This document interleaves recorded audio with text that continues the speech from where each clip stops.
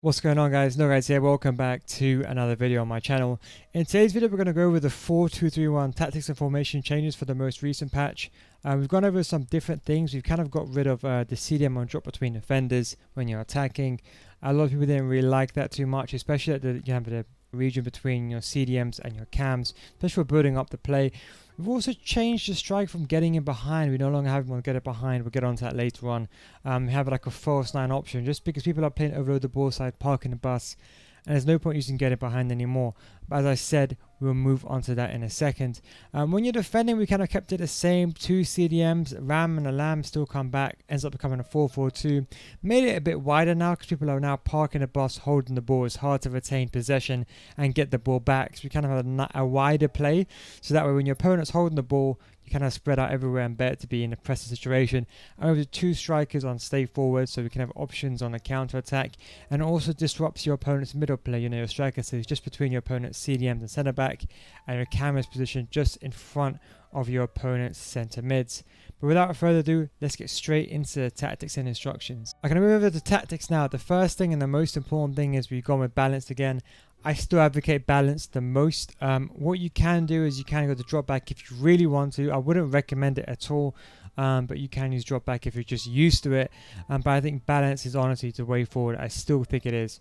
The only difference we've done this time was on a width higher to about 7 or 6. It's completely up to you. Either one is fine.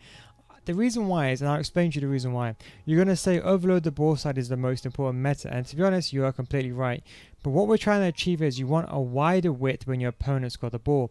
Now the reason why, let's say for example your opponent's got the ball, if you're very narrow and contract, and you're contracted too much towards the middle, it's really hard to get the ball off your opponent. Whereas if you're in a wider state, you can get the ball because your players will be all over the pitch. It's easier for you to press, and that's why we've kind of gone and leaned towards the wider option. So this is being tested, and as I said, you want to have your players spread out. Now the question you're probably going to say to me is, well, I'm going to use overload the ball side, then what? Well, see, this is the best thing about having a wide width.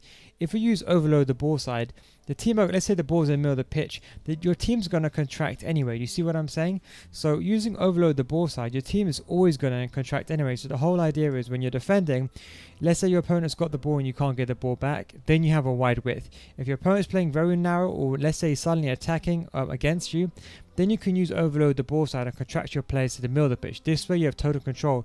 But you see, what a lot of players are doing now is they're targeting the wing areas because everyone's playing very narrow. A lot of players are using the wide players and going down the wing. So to stop this, we've gone with a width of 7. As I said, I would say 6 probably on the better side, a more conservative side. Then use overload the ball side as you do need so.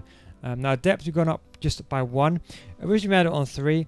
The reason why again is you don't want to be too far back. Now, as I said, people are holding the ball, almost wasting time passing the ball around. You don't want to be so far back, giving them so much, deep, being so deep that you're giving them space with the ball. So it just went up just a bit, not too much. You don't want to go too much, so you don't want to get done on the counter attack, especially using overload the ball side yourself. These wingers can get it behind very easily. So I've gone with a depth of 4, and also players are now dribbling a lot outside the box with strafe dribbling. You know how left stick dribbling is now more OP post patch, so you don't want to be too far back to give them a chance to take a shot on goal, and obviously you don't want to be too far forward. You want to be just in a position where they can't dribble past your players, but they're kind of forced to kind of go backwards and play around you. I think that's the kind of the key thing there.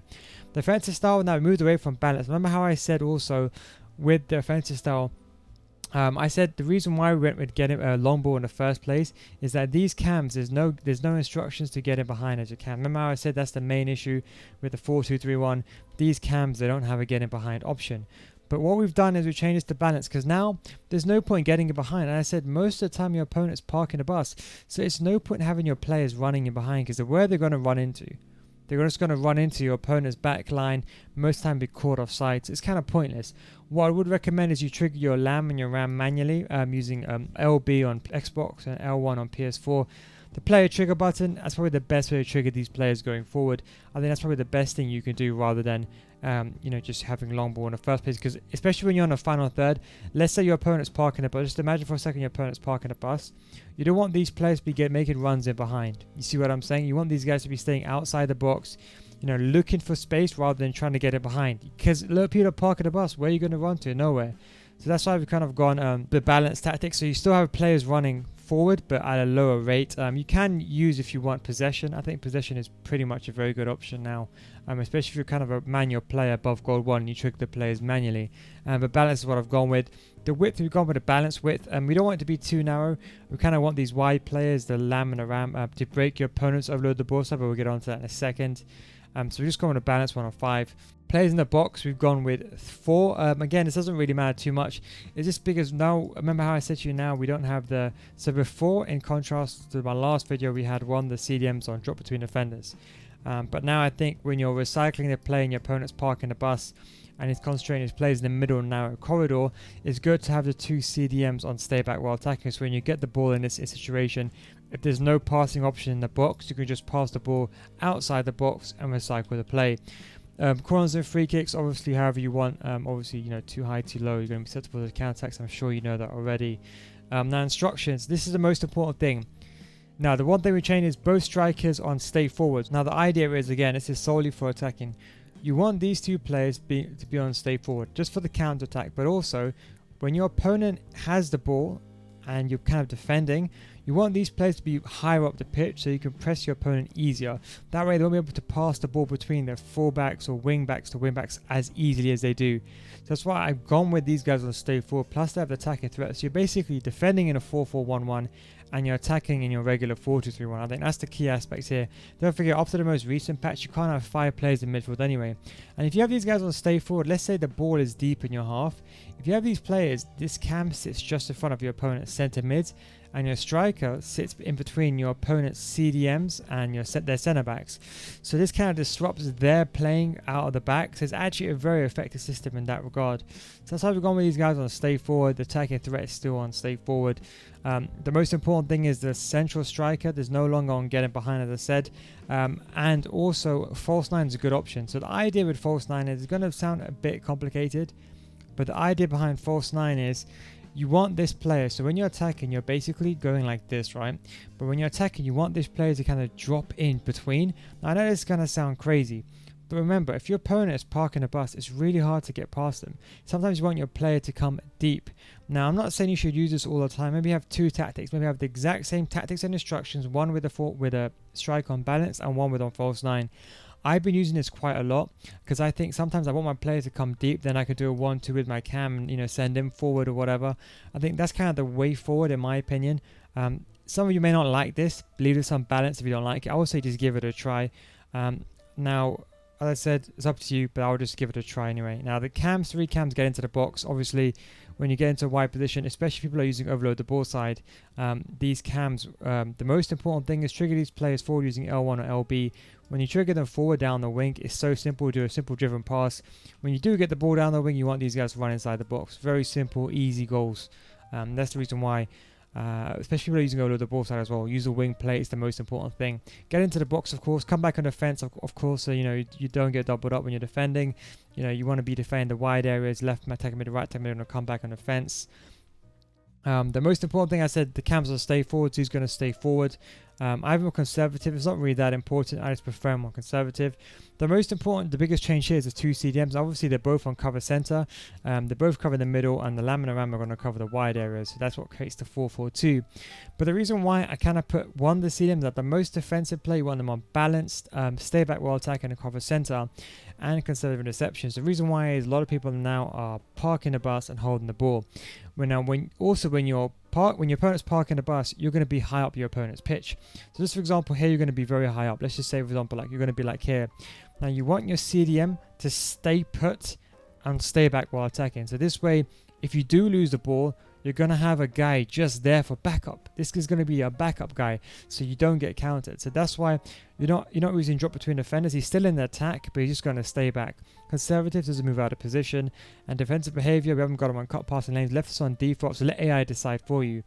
The other CDM, we've gone with cut passing lanes, cover center. So this is the person who's going to be high up the pitch. So again, the same thing's going to apply. This guy's going to be on balance. He'll be a bit further than your CDM. So one of your CDMs will be about here.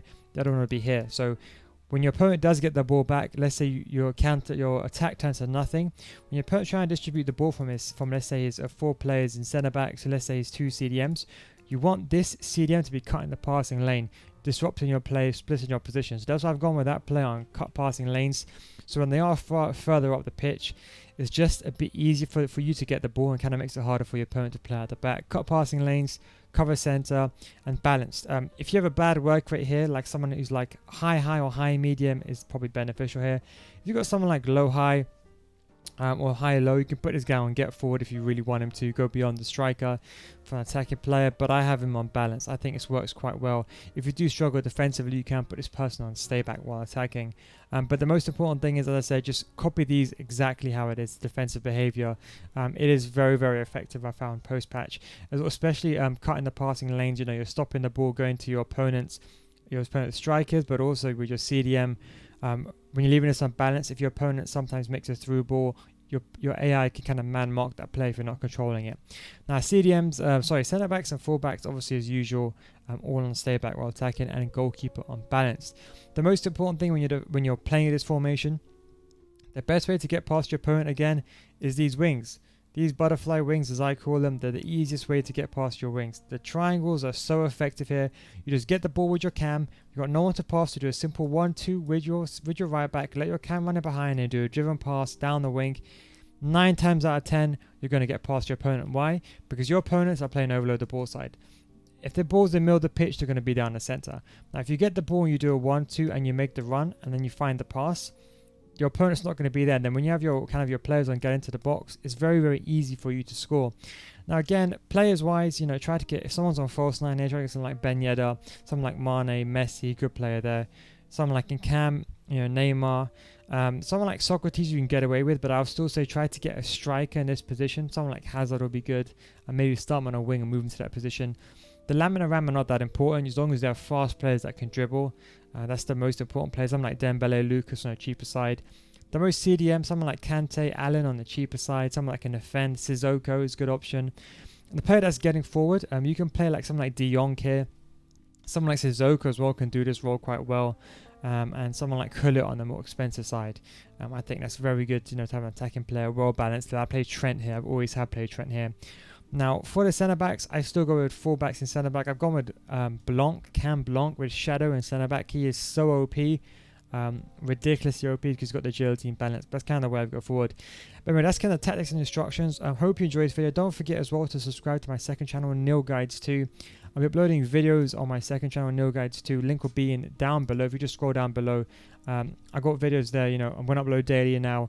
Just some informative videos, and maybe some, you know, some extra formation videos, you know, like it's a 34-minute long video. This is only for those that want to learn the in-depth stuff about formations. I kind of go everything on a long way there, and I'm going to be having some more formation like 4-3-3 there. So this channel is going to be like all the tested and all the working formations that have been tested thoroughly. But if you just want to see one of the formations that I'm using anyway, you can go check that out on Nil Guides 2. Link will be in the description or in the pinned comment down below. Anyway guys, thank you very much for watching. Take it easy boys, and I'll catch you next one. Peace out.